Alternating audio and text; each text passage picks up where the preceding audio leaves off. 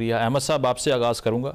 सलमान राजा साहब ने जो ओहदा छोड़ने का ऐलान किया, क्या वजूहात हैं इसके पीछे? रूमर तो ये कहता है कि गालिबन कोई बहस भी हुई है जिसकी डिनाइल भी आ गई अलीमा खान साहिबा की तरफ से। तो इतने क्रूशल मोमेंट पे जब पार्टी पहले ही इंटरनल डिसिप्लिन को इंटैक्ट रखने में मुश्किलात का शिकार है, ये इस्तीफ़ा आने की क्या वजह? बिस्मिल्लाहिर्रहमानिर्रहीम। मेरे ख्याल में ये लैक ऑफ एक्सपीरियंस है कि उनको जब पब्लिक लाइफ में आते हैं और पार्टी जब एक ऑपोजिशन रोल प्ले कर रही हो तो बहुत बड़ी क्राइसिस होती हैं, उसमें बहुत सारा स्ट्रेन होता है, उसके ऊपर प्रेशर होता है, उन सबको बर्दाश्त करना पड़ता है। तो कोई ऐसी वजूहात होंगी इंटरनली, लेकिन मैं ख्याल में इस्तीफा तो अभी तो उन्होंने इस्तीफा जो है वो उनको फिलहाल वापस ही ले लिया है। अभी तो उनका भी नहीं हुआ और वो उन्होंने खुद भी वापस ले लिया। अच्छा, और इसके अलावा जो ये तनाज़ा था अहमद साहब के ज़िमनी इलेक्शन लड़ना है या नहीं लड़ना, इस पर अलीमा खान साहिबा ने कहा आज रात फैसला हो जाएगा। उज़मा खान साहिबा ने यह कहा कि खान साहब की वाज़ेह हिदायत थी कि अगर हम कंटेस्ट करते हैं तो एक जवाज़ मिल जाएगा जो कार्रवाइयाँ हमारे अरकान के ख़िलाफ़ हो रही हैं उनको। तो पॉलिटिकल कमेटी ने इससे एग्री नहीं किया। फिर मेरे ख्याल में आज रात को हतमी फैसला हो जाएगा। अब जब तक फैसला नहीं होता है तो मैं इस पर कमेंट तो नहीं कर सकता, लेकिन मेरा अपना ख्याल है कि कोई हमें इसी वॉक ओवर उनको देना नहीं चाहिए ज़रूर। और ये जाहिर है, इसमें कोई शक नहीं है कि मैसिव रिगिंग होगी उसके अंदर भी। अच्छा, दोनों फोर्सेस जो हैं, इस्टेब्लिशमेंट और ये हुकूमत, ये मिल के ओपन रिगिंग करते हैं क्योंकि ताकत इनके पास है। और पीटीआई को तो कैंपेन भी करने नहीं दे रही, पहले भी करने नहीं दी थी नेशनल इलेक्शन के अंदर भी, और अब भी यही कैफियत है।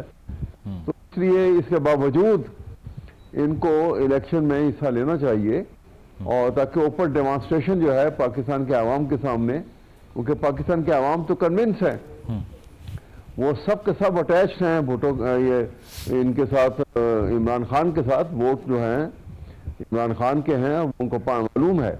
लेकिन जो कंडीशन उन्होंने पैदा की हुई हैं तो उसके पेश नज़र जो है एक ताकत का इस्तेमाल हो रहा है। रूल ऑफ लॉ तो है नहीं पाकिस्तान के अंदर, आइन की बालादस्ती ख़त्म हो चुकी है और डेमोक्रेसी का ढोंग रह गया बाकी सिर्फ। और इसके अलावा ऐसे हालात में अहमद साहब, आप कायमा कमेटियों से भी इस्तीफे दे रहे हैं?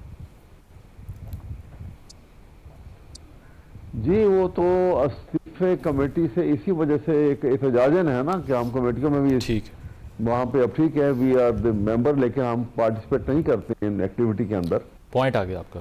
ठीक है, सवाल ये है कि जो ग्राउंड रियलिटीज हैं ये डिनाई कर लें ताकत के बलबूते के ऊपर, और ये प्रेशराइज हमें करें कि हम भी उसको एक्सेप्ट कर लें, तो पीटीआई एक्सेप्ट नहीं करेगी। ठीक है, ठीक है, पॉइंट आ गया। ग्राउंड रियलिटी ये है। सही, मैं आता हूँ आपकी तरफ। कमर साहब, ये जो हमने कल 9 मई केसेस में सज़ाएं देखी हैं होते हुए, लीडरशिप हो, कारकुनान हो, 10-10 साल की सज़ाएं, इसके बाद में अब खान साहब ने जो आज की डेवलपमेंट है वो ये है कि सीएम पंजाब मरीम नवाज़ साहिबा, इसके अलावा सुपरिटेंडेंट जेल साहब जो हैं, उनके अलावा 8 अफराद के ख़िलाफ़ मुकदमे के लिए दरख्वास्त दी है CPO साहब को।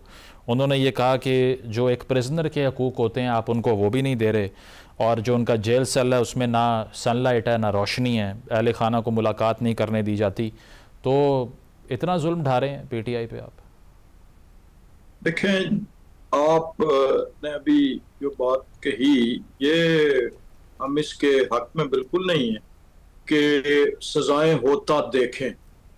आपने कहा ना कि सजाएं होते देख रहे हैं, लेकिन जो सजाएं हो रही हैं वो 9 मई सब ने देखा था। हमारे खिलाफ तो वो वाले मुकदमात भी हुए जो वकूआ था ही नहीं। यानी राना सनाउल्लाह साहब का केस देख लें, जो वाकया नहीं था और उसको इस तरीके से लिखा गया कि जी गाड़ी रोकी और फिर राना साहब ने खुद इशारा करके बताया कि इस बैग में जो है वो 10 किलो हीरोइन है, और फिर उस 10 किलो हीरोइन की थैलियां पड़ी हुई हैं और वो निकाली गई।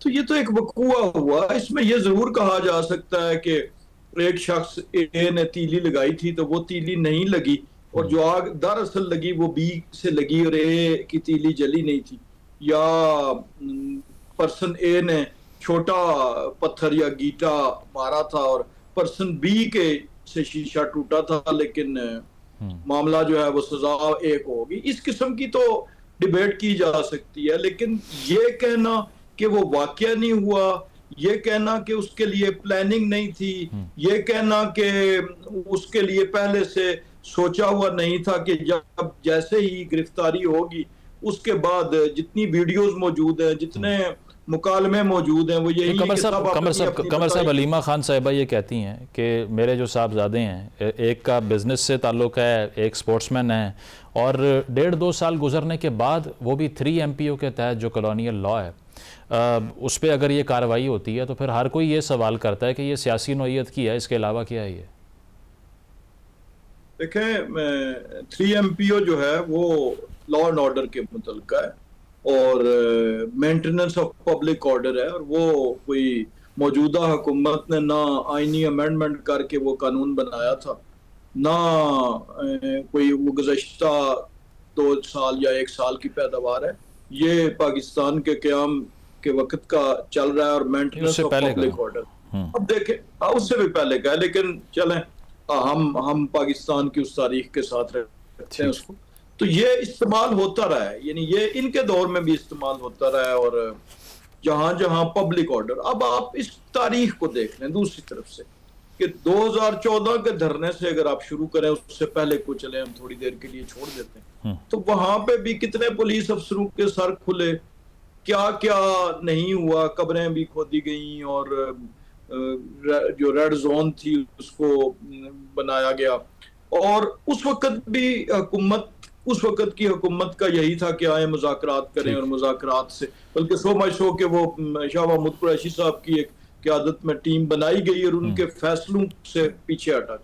फिर आप देखें कि जब हम अपोजिशन में थे, हम मातूब थे, तो तब भी लीडर ऑफ द हाउस ने खड़े होकर हाउस में, लीडर ऑफ द अपोजिशन ने हाउस में कहा कि जनाब वज़ीर-ए-आज़म आए मिसाके मशीद करते हैं जी। फिर जब आज हम हुकूमत में तो हमारी भी यही ऑफ। कमर साहब फिर मुझे शॉर्टली बताएं, मुझे शॉर्टली बताएं, मुझे शॉर्टली, ठीक है, मुझे शॉर्टली बताएं ना जी। मैं एक जुमला कि ये basically maintenance of public order का चलें, मुझे जब हमले किए जाए, ठीक है, मुझे शॉर्टली ये बताएं कि अगर खान साहब सिस्टम को मान के खामोश हो जाएं और आप उन्हें कोई हाउस अरेस्ट में रख लें तो फिर कोई मसला नहीं है, फिर ये कार्रवाइयाँ ख़त्म हो जाएंगी?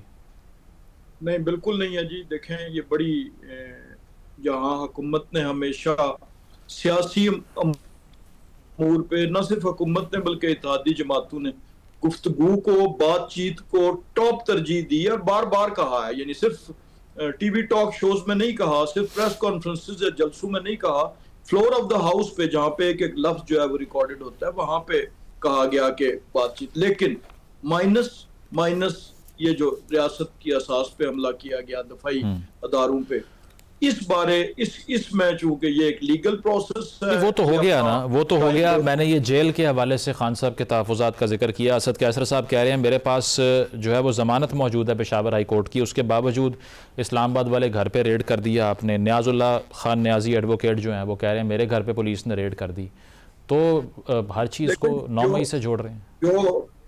जो हुकूमत का इख्तियार है, ठीक, मसलन जो जेल की डिक्लेयर करना या सब जेल डिक्लेयर करना या कैदी को कहाँ रखना, ये हुकूमत का इख्तियार है। वहां तक तो हुकूमत शायद कोई ऐसा मौका आए तो उसे अपना इस्तेमाल करे भी, लेकिन जो अदालतों का इख्तियार है, जो कानून की लॉ का एक तरीकाकार है, उस पर कोई ठीक